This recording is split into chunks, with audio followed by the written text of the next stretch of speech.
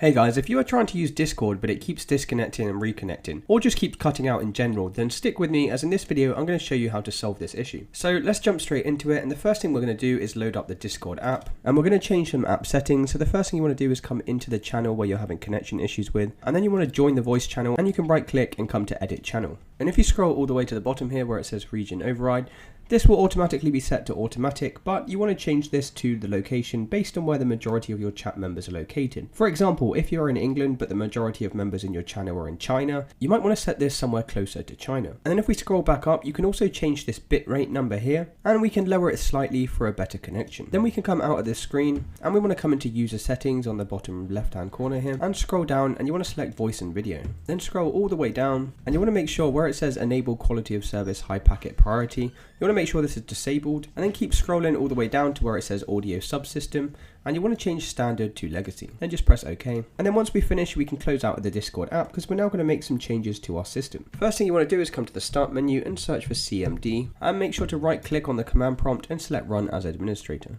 Now inside of this window, you want to type in the following command and hit enter.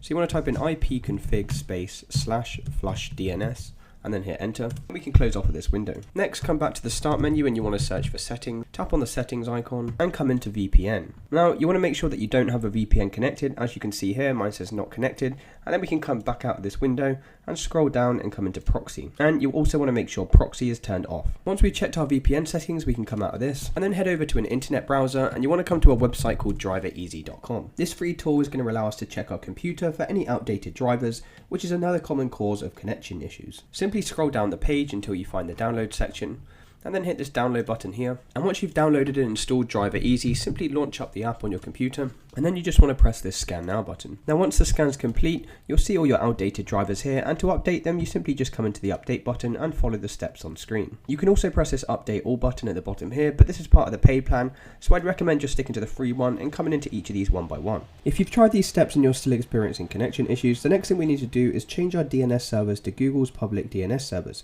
to improve the stability of your network. Head to the start menu and search for control panel, tap on the control panel icon, and you want to make sure view by is set to category, and then we can come into view network status and tasks. On the left hand side here where it says change adapter settings, click that, and you want to select the network that you're currently using. For me it's this one here, and then I can right click and we come into properties. From this list you should see something called Internet Protocol version 4 TCP, select that and come into properties, and you want to swap where it says obtain DNS server address automatically. We're going to use the following DNS server addresses, and in here you want to type in 8888 and 8844, and then we can just press OK to save the changes. Now the last and final thing we're going to do is check our firewall settings, and we can do that by coming to the start menu and searching for Windows Defender. Tap on the Windows Defender icon, and in the left hand side select allow an app or feature through Windows Defender firewall. You need to hit the change settings button before we can make any changes on this page, and scroll down and look for Discord in this list. If Discord's listed in here, then great, just make sure both private and public are checked. Otherwise what you need to do is you need to come in to allow another app, then select browse, and you need to find where Discord is located. If you're not sure where Discord is located, there's a simple way to find out.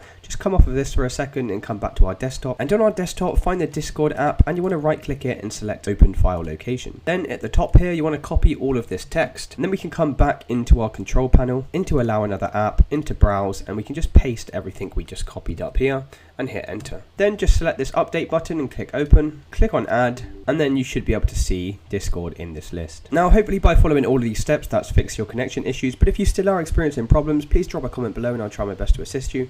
If this video did help you, please drop a like and subscribe. Until next time.